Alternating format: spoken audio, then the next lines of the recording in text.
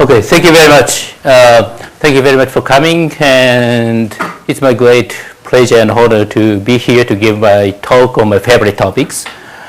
And so the topic today is some modular optimization and approximation algorithm. So here's an outline of my talk. And I will try to keep things less technical, little technical as possible. And I will start with some definitions and examples of some modular functions. And I will explain why we consider it as a discrete convex version, of the convex functions. And then I'll talk about some modular function minimization. And then I'll talk about some approximation algorithms, because some modular function minimization can be solved in polynomial time up to the optimal. But there are many problems we can think of, which is NP hard in general, but still we can say design approximation algorithms. And in particular, I will later talk about some modular function maximization, which has been very extensively studied in these 3 or 4 years.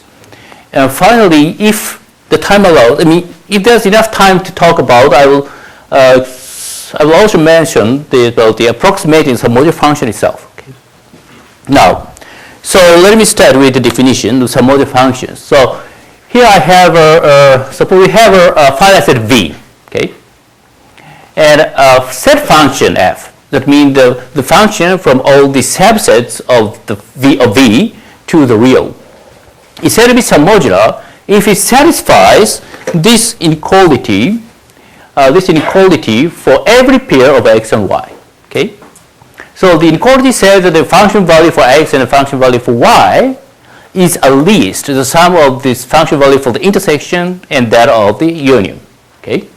And the examples include the cut capacity functions of networks and rank functions of matrices and the entropy function of the multiple information sources.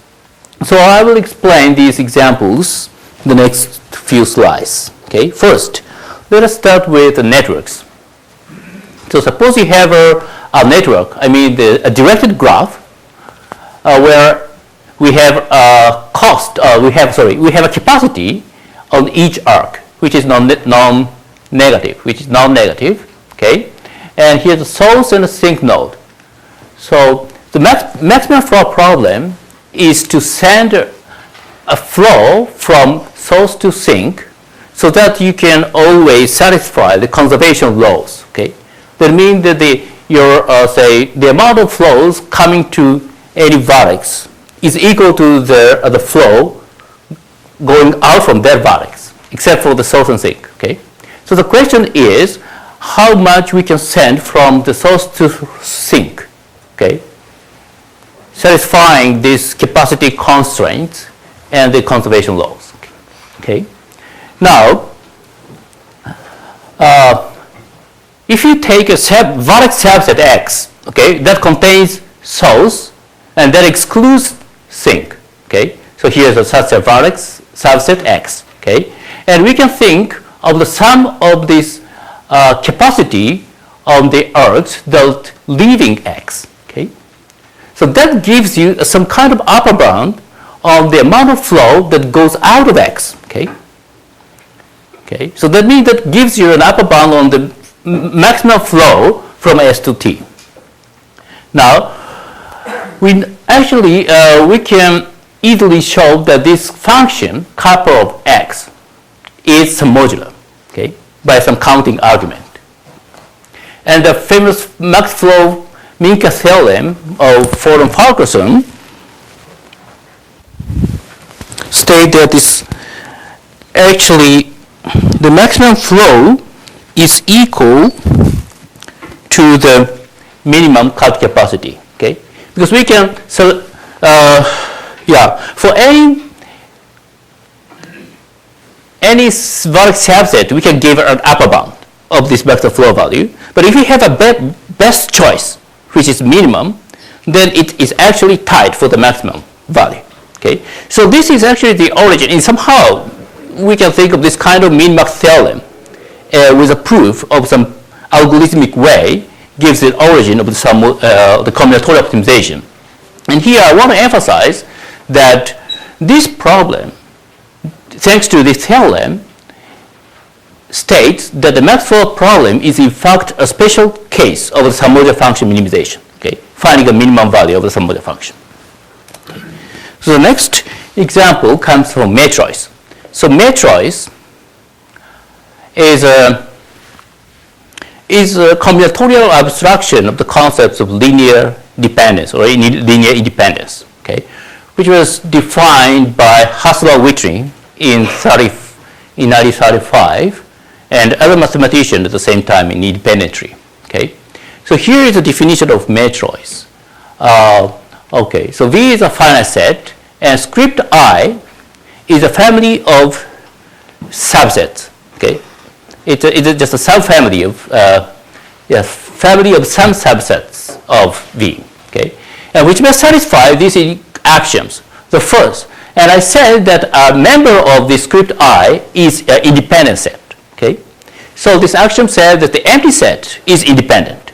Okay, and if I have a subset I of an independent set J, then the I must be independent as well. Okay, and the last one is a bit more complicated. If you have two independent sets and one of them is larger than the other, okay, then I can add one element from the larger set to the smaller set to obtain a larger independent set. Okay, so if you think of the set of vectors in a vector space, okay, set of vectors in a vector space, and if you define that the subset is independent, if it is linearly independent, okay, so then we can easily verify that these axioms are satisfied by these examples. Okay, and that is the starting point of the matroid, and the matroid is named after the matrix. So that means something like a matroid. Okay, and for in general setting of this matroid, the rank function is defined. So rank function says that this Y is any subset, and if you are given any subset Y, then we can think of the size, maximum size of the independent set within this Y. Okay, and then this row of Y is called, which is called rank function, is submodular. So let me just rephrase what I told you in terms of the vector, in terms of matrix. So suppose we have say a matrix whose column set is indexed by V. Okay. Now, if you specify a subset X of this column set, then we have a submatrix indexed by this X. Okay. Now, we can think of this rank of the submatrix, which gives you a rank function of the matroid defined by the linear independence of the column vectors. Okay. And in fact, these functions satisfy these properties. The first, the function value must be at most the cardinality. Okay, of course. And the next, if X is included in Y, then the function value of X is at most the function value for Y. Okay, this is called a monotone in our context. Okay, monotonicity in our context, and also we can prove that this rank function row is submodular, okay, by using some Gaussian elimination or whatsoever. Okay, and conversely, actually, if you have a say integer valued set function that satisfies these three properties, then we can actually define a matroid. So in some sense, this gives you the equivalent axiom system to the one I told you before. Okay. Now this is the second example, and the third one comes from the information theory. So suppose we have say a number of information sources, okay, or in other words, it's just a random variables, a set of random variables, okay, and if you set up a subset of them, then we can think of the joint distribution of these random variables, okay, and that will give you entropy of this joint distribution. Okay, so I denote this entropy of this joint distribution of the subsets of the random variables to be h of x. Then it is known that this function h satisfies this Submodular inequality for any pair of subsets x and y. Okay, this has an information theoretical background that this there's a condition, so-called conditional mutual information must be non-negative. Okay, and the next example actually can be seen as the special case of the previous one, but let me explain in terms of linear algebra. So suppose we have a positive definite symmetric matrix A, okay, and so we suppose that these both column and rows are indexed by the same finite set V. Okay, if you specify subset X of V, then we have a principal matrix A of X. Okay, now we can think of the determinant of A and take this logarithm of that. Okay, to be f of x. Now this will give you a Submodular function as well. And this inequality is sometimes called key function inequality. And actually this submodularity is an extension of this the famous Adams inequality, which said that in a positive symmetric matrix, the determinant of A is at most the product of these diagonal entries. Okay. So although Submodular functions arises seemingly different from seemingly different sources, and I want to next I would like to tell you its connection to the concept of convexity. So first, I should mention that the Submodular functions looks like a concave function, okay, because our definition of submodularity is equivalent to the following. If f is submodular, that means that, okay, if you have a pair of subsets S and T, okay, and if S is included in T, okay, now if you consider, and also consider a new element U that is disjoint from T, and add U to S and subtract f of S, okay, and then this is at least the difference between the T plus U minus this f of value of T. So that means, for example, in terms of the information, so that means that the amount of the quantity of your information, the quantity of information that you can get by knowing something new, okay, will be more if you knew less previously. Okay, so that somehow explains the submodality of the entropy function, and this kind of phenomena is often called diminishing returns. Okay. However, the original definition I show you before is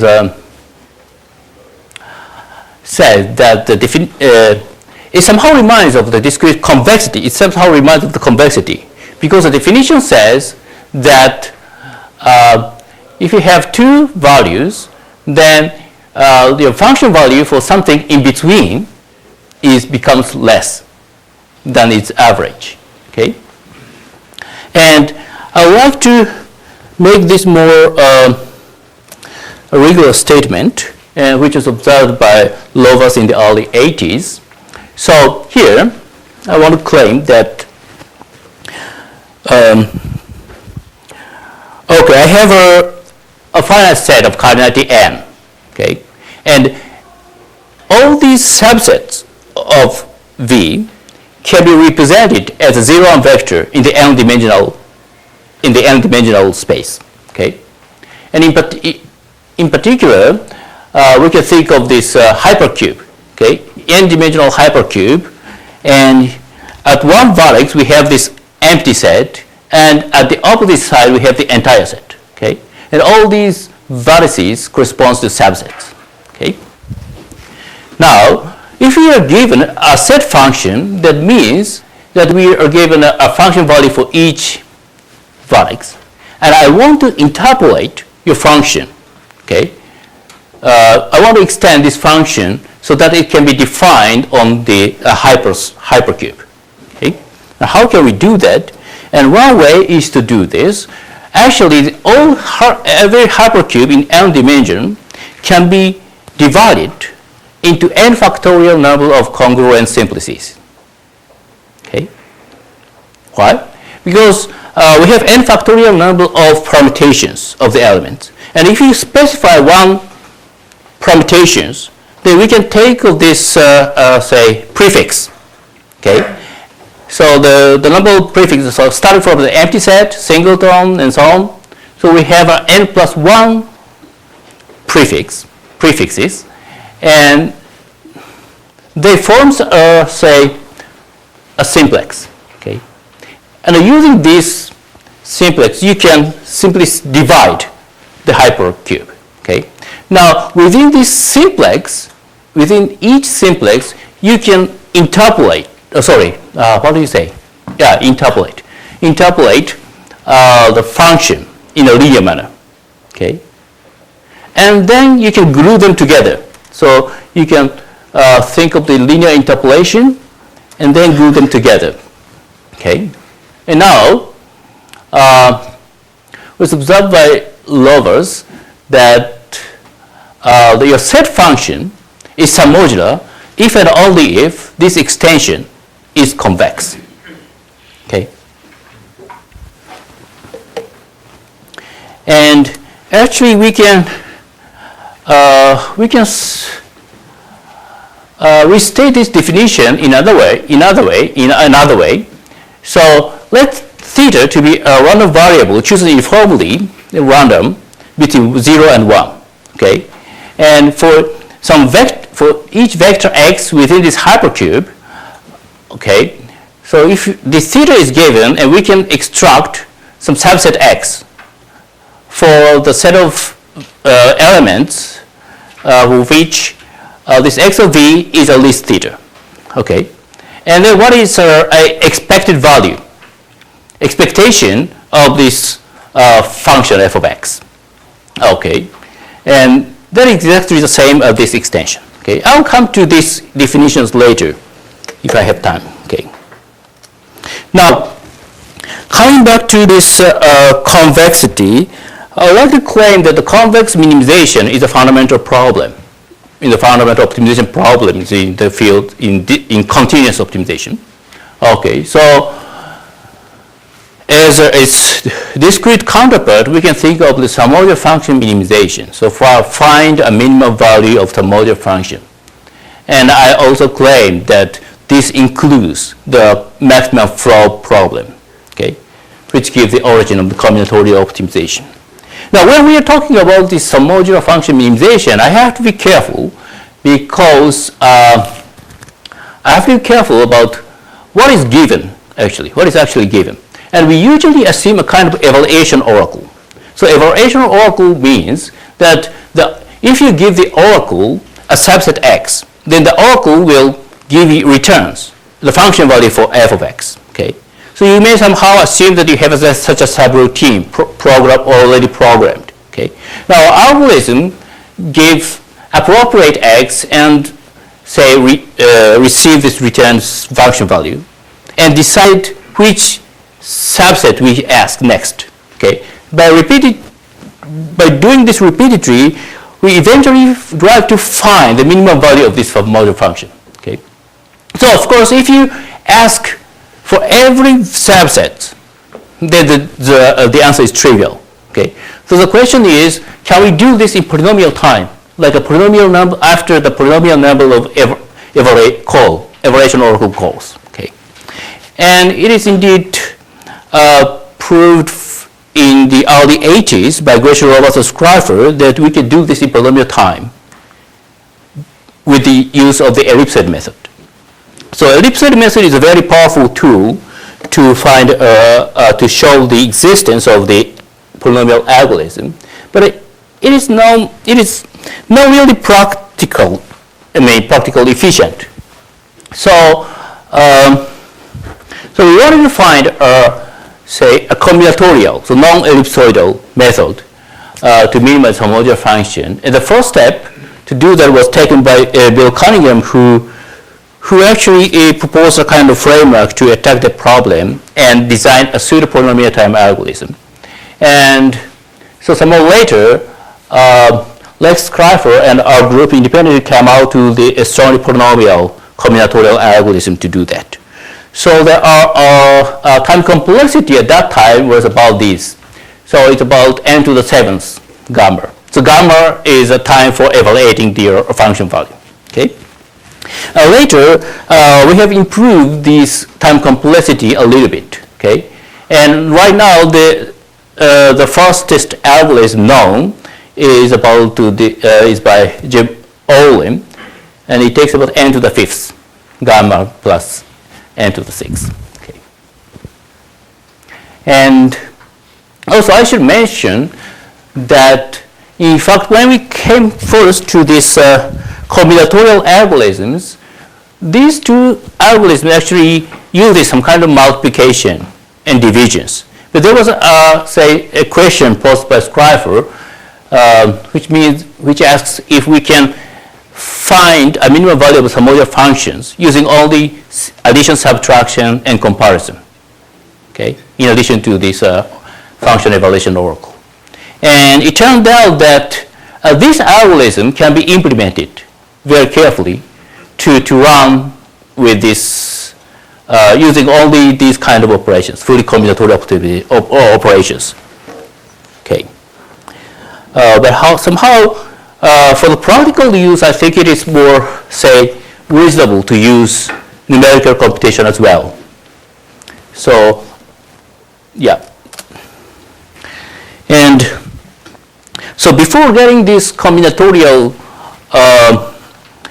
polynomial algorithm for some other function in general, there was a very surprising result by Maurice Curran, who said that actually the symmetric submodular function minimization can be done in n cube oracle call. Okay. So what is a symmetric submodular function?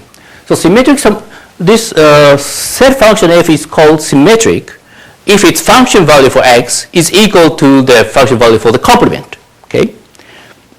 So primary example of this kind of submodular function is a cut capacity function of undirected graph. Okay. Now, but actually, because of this definition of submodular function, if you have a symmetric submodular function, its minimum value is quite trivial. Okay, it should be 0. I mean, it should be attained by the empty set and the entire set. So the real non-trivial question is, what is the minimum value for the proper non-empty set? Okay, and this actually generalizes the minimum cut problem. Okay, in an undirected graph. And for that problem, Nagamochi and Ibaraki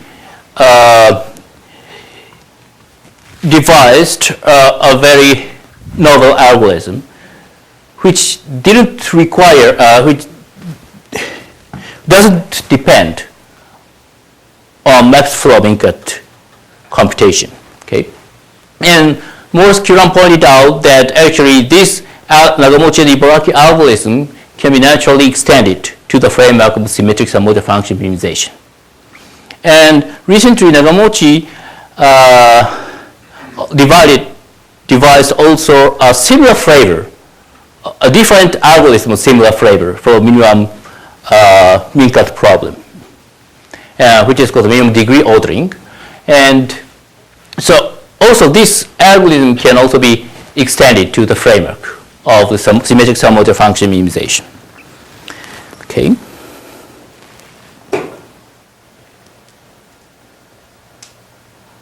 Now, so this symmetric submodular function minimization can be used to some kind of design of the approximation algorithm. So let me mention this one. Okay. So here's a new problem called submodular partition. So we have a submodular function f, and I want to divide a ground set into k subsets, okay, k non-empty subsets, so that the sum of your function values should be, say, minimum. Okay. So this extends as a multi-cut problem of a graph. Okay. So it is naturally NP hard. However, Tsao, Nagamochi, and Ibaraki show that we have two rough approximation algorithms for that. So when I say two approximation algorithms, that means that the solution you will get by this algorithm is at most twice of your optimal value. Okay.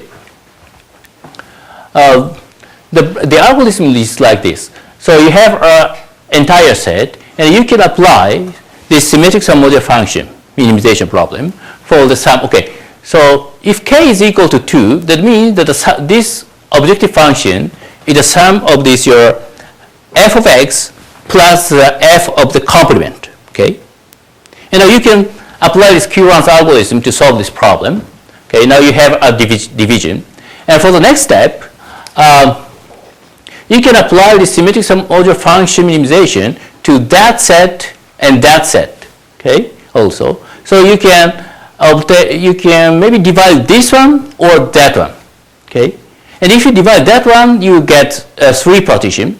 And if you divide this one, you will get 3 partition as well. And now you can make a comparison to take the best one to come to this point. Okay. Now you can continue, say, all the n times to obtain all these say nested partitions. And they prove that this solution will give a 2 approximation algorithm solution for that problem. Okay. So here I'm moving to somehow the approximation algorithm for some modular optimization. So I would like to give you some, say, very general question what we are interested in.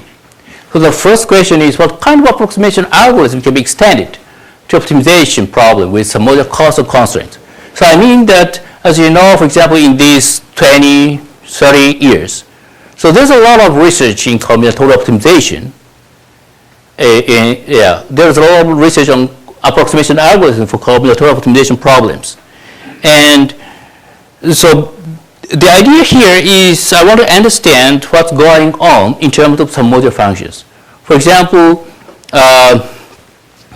so take some, say, good approximation algorithm and try to extend it to a framework that is defined in terms of some modular functions. Okay? And for example, when it comes to the fields of this exact, polynomial exact algorithms, for example, there's a famous framework called submodular flow introduced by Edmonds and Giles, which somehow extends its minimum cost flow problem, okay, to a fairly broader class of problems, which includes some interesting problems as well. So this is a kind of, say, model of what we would like to do in the field of approximation algorithm. And again, I will be happy if we can exploit discrete convexity in the design of approximation algorithm. Okay? Because it's somehow a common recipe in the design of approximation algorithm in combinatorial optimization is to consider a kind of relaxation. Okay? Relax original problem in linear programming or semi-definite programming, or say this kind of convex optimization, and then you can do something. You can apply some techniques to get an approximation solution. Okay. On the other hand, here we know that the submodular function can be extended to a convex function. So I will be happy if we can exploit this good property to design an approximation algorithm. Okay. And again, a kind of model here reminds me, comes from this ellipsoid method. Ellipsoid method really exploits the convexity of the algorithm, of the problem when we design the polynomial exact algorithms. Okay. So a few years ago, I considered this kind of problem, submodular vertex cover problem. So here's a graph, undirected graph, okay, and I assume that we have a non-negative submodular function on the vertex set, okay. Now the vertex cover is a set of vertices, okay, so that so that such that every edge is incident to that, to one of these vertex in the set. Okay, for example, this red circles corresponds to one vertex cover, and the problem is to find a vertex cover S that with minimal value of S, f of S. Okay, so this naturally generalizes the famous vertex cover problem, where the cost is given by a linear function. Okay. Now, for this problem, for the original vertex cover problem, it's well known that we have a two approximation algorithm. But here, okay, yeah. So together with Kiyohito Nagano, we submitted a paper with a two approximation algorithm for this problem. And for the same conference, other people from Georgia Tech, these are 4 students from Georgia Tech at that time, came up to the same type of problem and same type of results. Okay. Let me explain a little bit about it. So here is a relaxation of our convex programming relaxation of the original problem. So basically, I assigned a real variable x to each vertex. So each vertex u and b. And so imagine that xu is 1 if it is taken in the vertex cover, and it is 0 otherwise. Okay. Now in that case, for any edge uv, so the sum of the xu and xv must be at least 1. So that means that the edge is incident to some vertex in the vertex cover. Okay. And so this, okay, that explains this inequality, and this also is this x of v should be non-negative. Okay, but just forget about this constraint that x of v must be 0 or 1. Okay, then we will obtain this linear inequality constraint. Okay, okay, and now on the other hand, we have this objective function, so which was originally this set function, but here as we relax the condition of 0, 1 to the continuous version. So we should think of the continuous version of a set function. And for that, we simply adopt this extension of the submodular function, so defined below us. Okay? And now we could prove that, okay, this problem has a half integral optimal solution. So that means that this convex programming problem has an optimal solution whose components must have a half integer. Okay, all of the components must be half integer. And based on this property, we can design a two approximation algorithm. Okay, and this problem can be more generalized to the framework called Submodular set cover. So the set cover problem here, we have a subset. We have a universal set U, and a family of its subsets, okay, indexed by n. And the question is that we want to select some of these subsets so that the union of them must cover the universal set. Okay, and here I assume that there is a non-negative submodular function on this family of sets. Okay, and we want to find a covering of U so that will return the minimum value of f of x. Okay, now for this kind of problem, for each U, we can think of these, say, neighbors of U. So that means the family of subsets that includes U. Okay, and we could think of this ether is the maximum value of a maximum number of these neighbors. So that is called the maximal multiplicity. Okay, and for this problem, we could design an ether approximation algorithm. So ether just comes from this maximum multiplicity, and at least we have two types of algorithm. One is based on the rounding type algorithm, and another one is based on this primordial type algorithm. Okay, and I should also mention that there was actually a bit earlier result on this kind of problem with monotone submodular functions. Okay.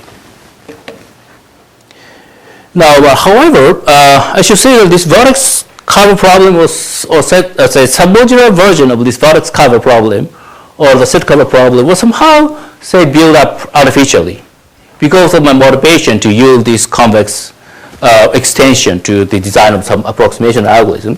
However, it turns out that this techniques is somehow useful for other problems, okay, which is somehow similar to this, okay. So to submodular, okay, so I would like to talk about this submodular multiway partition problem, so which is similar to the submodular partition problem I told you before, but there's a difference, okay? So in this problem, I want to divide this, your ground set V into k parts, okay? But so that each component must contain a specified vertex S of I, okay? And the other things are the same. So we have a non-negative submodular function, and I want to minimize the sum of these function values, okay? For that problem, Chikuri and Anne recently gave a very interesting approximation algorithm. And here's their convex programming relaxation. The idea is the same. So they replace this set function, so the set function in the objective function by this locus extension, and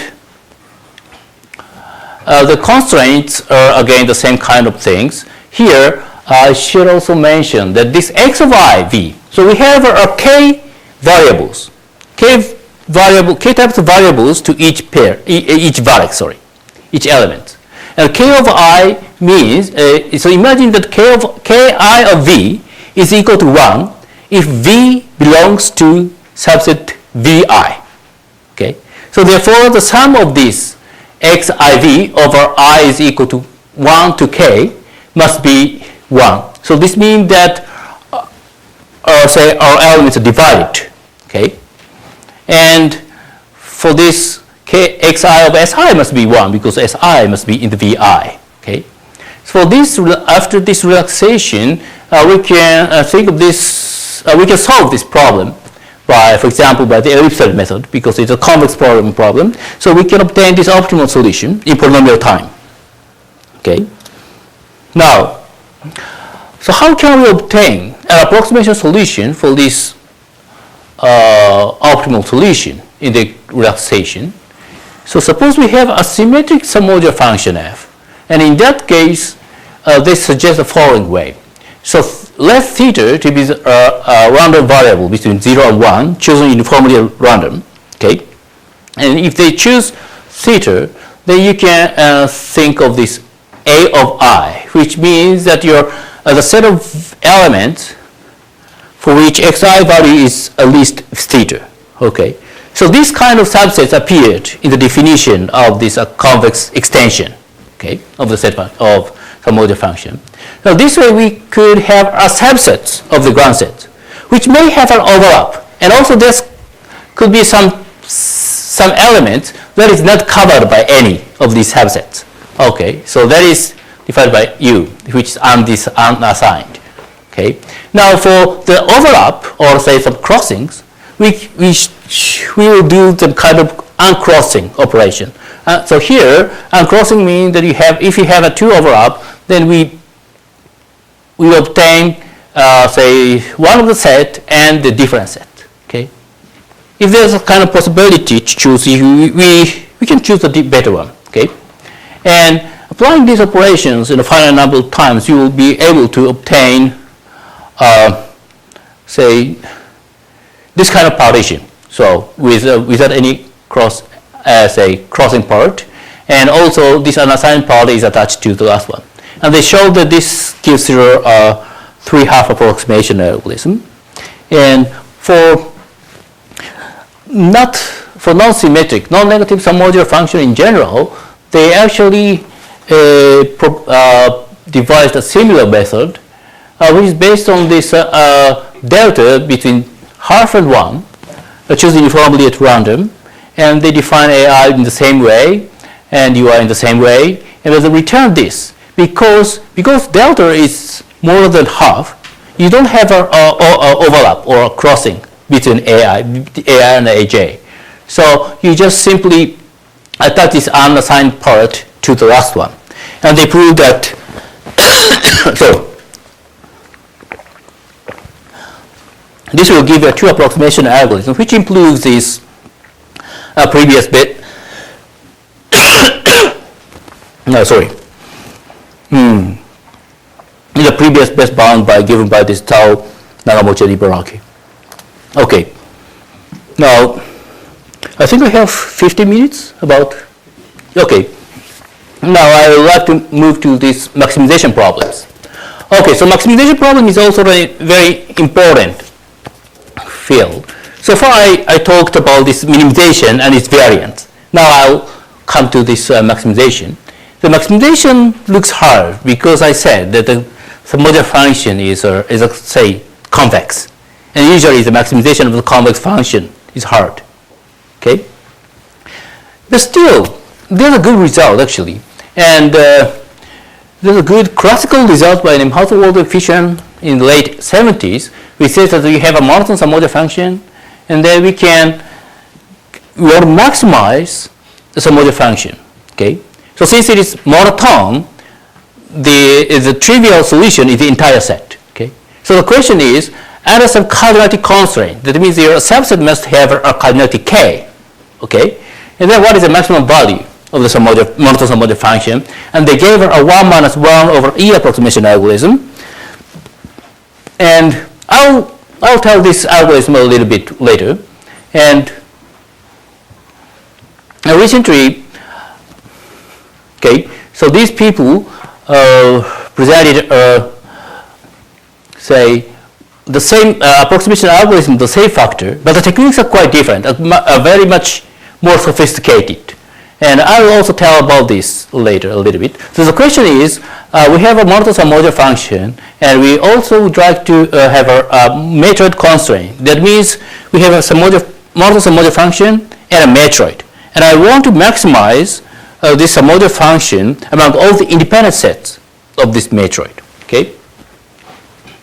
So this problem naturally generalizes that one. Okay? But as I said, the techniques are quite different. So let me start with the simple classical results. So we want to maximize f of s subject to the constraint that the cardinality of s must be at most k. Now we do something like a greedy algorithm. So we start with a singleton. We start with an empty set, and then for the next step, we try to take the singleton, which has a maximum value. Okay. Now we proceed in the following way: that for so far we assume that we have decided what is the first j minus 1 element, and for the next step we test what happens if we add this one or that one. Okay, we could have say this number of possibilities and take the best one. Okay, to decide our jth element. Okay, so this way we obtain a sequence. And the theorem says that for any k, the first k, the subset of the first k, subset that is given by the first k element, it will give you 1 minus 1 over E approximation algorithm for your 1 minus 1 over E approximate solution for your problem. Okay. So this is quite useful because the algorithm is so simple.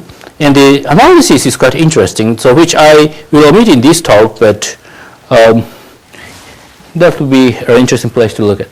Okay, for the question, the next question is, can we extend this kind of approximation result to the matroid constraint? And here is an algorithm which has a quite different flavor. So as I said, the convex maximization formulation is quite helpful. No, helpless. Okay, it's helpless. But that extension is not the only way we can extend some submodular function. Okay, so Fleischer considered this type of this extension, multilinear extension. So which is given as follows. So okay, suppose P is a vector in the hypercube. Okay, now if you're given a hypercube, the P, And we can think of the random subset R of P so that each element appears with probability P of V. Okay? Now, what is the expectation of your function, submodular function value? Okay? So that will gives you some continuous function f bar P. Okay? So this is called a multilinear. So this is, in fact, can be written this way, and it is called a multilinear extension. And this function is quite interesting because it is somehow concave. If you move to the, it is concave in the direction of the non-negative. If you move to the non-negative direction. On the other hand, it is convex along the direction of this vector. So that means if you subtract the component for u and if you add the component for u and subtract the component for v by the same amount, so it gives you some direction, and in that direction this function is convex. Okay, so in some sense this somehow represent the mixture of the convexity and concavity, and that is quite helpful anyway. So here is a relaxation problem they considered. Okay, we want to maximize this multilinear extension, okay, f bar of P, subject to the constraint that P must be in this polyhedra called matroid polytope, which is actually the convex hull of the independent sets. Convex hull of the characteristic vectors of the convex hull, convex hull of the characteristic vector of the independent sets. Okay, and so this is a classical result that we know this linear inequality expression of that. Okay, so this is not a convex programming problem, so we cannot solve it directly. However, they devised some method to solve this problem, relaxation problems, approximately. So that's one interesting point. So they basically define a kind of differential equation and tries to say follow the trajectory by some numerical method. Okay, but their differential the differential equation is nicely defined so that at some point so that your endpoint y of 1. So you start with the time 0 to be the origin, and to follow the trajectory, say from time 0 to time 1. And when time is equal to 1, then you obtain a point in a matroid polytope, so that your point here is a 1 minus 1 over E approximation solution for this continuous relaxation problem. Okay. And now the question is, this Y star you obtain. No, sorry, this is optimal solution. This one. This point you obtain is an approximate solution for the relaxation problem. And how can we round it to a subset? And they have a method to do that called a Pipage rounding. So given a vector y in this matroid polytope, and they can find independent set S, so that your expectation is at least the value of your multilinear extension. Why you can do that? So here is a point you are given. Okay, and if you are given point at that point, so it comes from this property of this matroid polytope that you can compute how much you can move within this matroid polytope in that way, in this direction. This direction means that the direction of chi v minus chi u. Okay, direction as I mentioned, and if you can check how long you can move that way and how long you can move that way as well. Okay. Now, the question is, so now you can do this kind of randomization so that this So at some probability you will move this way, and at other possibility you will move that way, okay, until the border, okay. But so that your expectation will be just staying here the same, okay. So you can set up this probability too easily, and the expectation of the function value of the resulting function value is at least this value for the origin, because your multilinear extension is convex, okay, and you can apply this Jensen's inequality to this formulation, okay. And so this way, if we have a component which is not 0 or 1, okay, which is not 0 or 1, then you can apply this procedure. And after that, so if you come to this point, then this should be 1. So some component should be 1 or 0, okay. And so you can repeat this until the end. The end means that every component must be 0 or 1, okay. So which corresponds to some subset, okay. So that is what they did basically. And this kind of problem was motivated from the problem of, say, coming from the combinatorial auction. So that means you have a number of goods, okay, and you want to divide it, assign it to some buyers, and the buyer has their utility function f1 to fk, okay, and so we want to assign these goods to the buyers so that the sum of the utility will be maximized, okay, and okay, so this is the objective function, and of course, so no goods can be shared by 2 or more buyers. So therefore, we have to divide it. We have to partition these parts, and this is in fact a special case of this submodular function maximization. If f is submodular, if utility is submodular, and this is a special case of that problem, because this condition can be represented as a so-called partition matrix, which is a special case of the matrix. Okay. Now, apart from this result of monotone submodular function, there are some important results. So one comes from this Feiger-Mirok-Linear Fondrak. They give actually a constant factor approximation algorithm for non-negative submodular function maximization.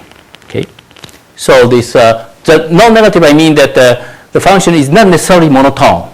Okay, and also as some constraint, they also have a constant factor approximation algorithms as well.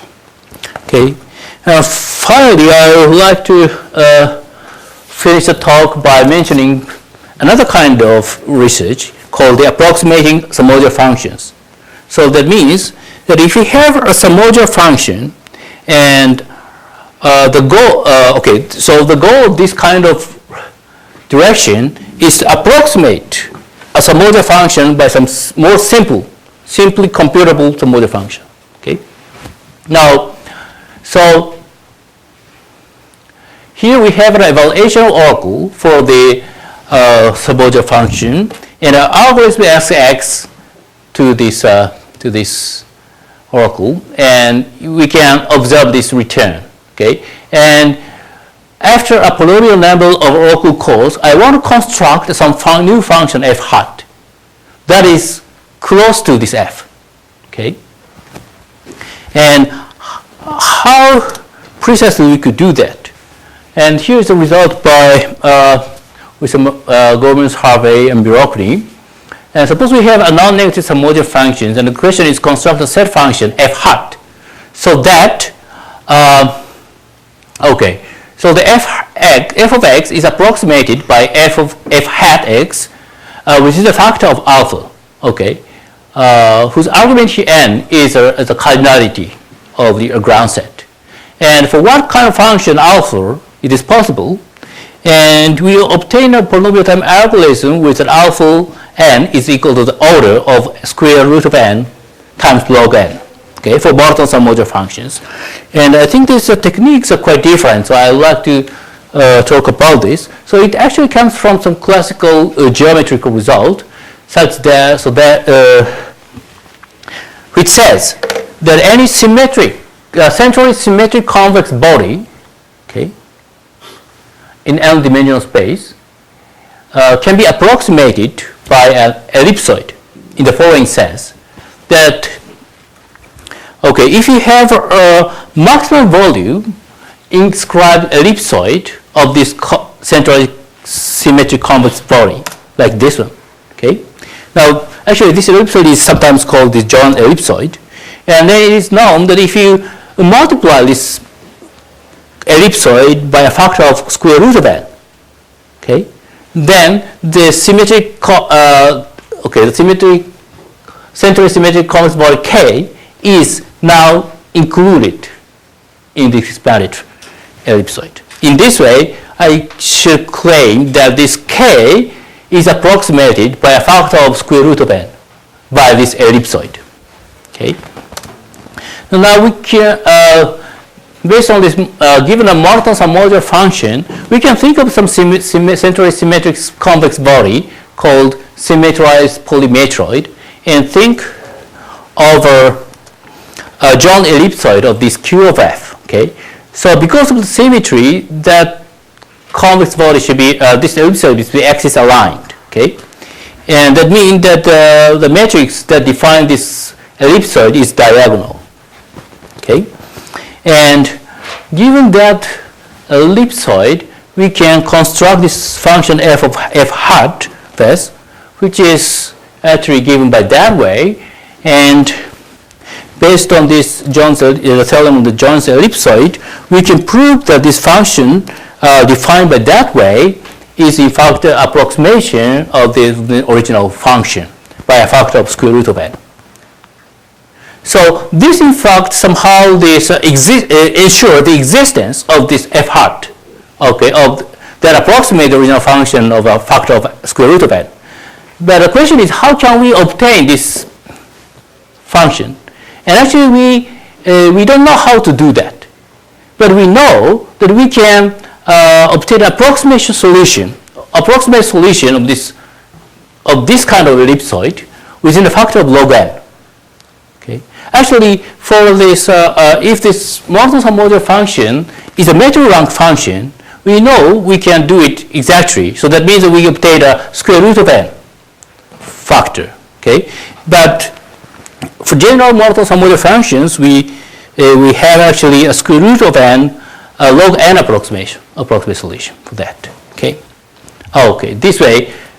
So for some certain type of optimization problem having submodular objective functions, we can approximate this submodular function by another submodular functions. Okay. And apply, and if there's a good approximation algorithm for that, we can obtain a submodular approximate solution for that, and then adapt it to the original problem. Okay, and we can, for example, in this kind of problem called this submodular load balancing, which actually its linear version is somehow a well-known scheduling problem, and it is known to be solvable up to a factor of 2. Okay, and now. So for general monotone submodular function fj, we can replace it by this function obtained by this ellipsoid, okay, and just apply this kind of approximation algorithm to obtain this factor or the square root of n log n approximation algorithm. So this kind of technique can be applied to some various kind of algorithms. If we already have an algorithm to approximate the original function, and also we have a good algorithm for this linear version of your problem. But the good thing in this field is that if you come to submodular function contains a lot of examples or different coming from different fields, and if you of course if you have a general theorem, that a general method, that you can apply them directly to a field. But if you want to have a more efficient one, then you can exploit, maybe you can exploit the special cases of that. And that kind of research have already been, say, done by many people. And so I'm happy to finish here, and like to welcome any kind of questions. Thank you very much.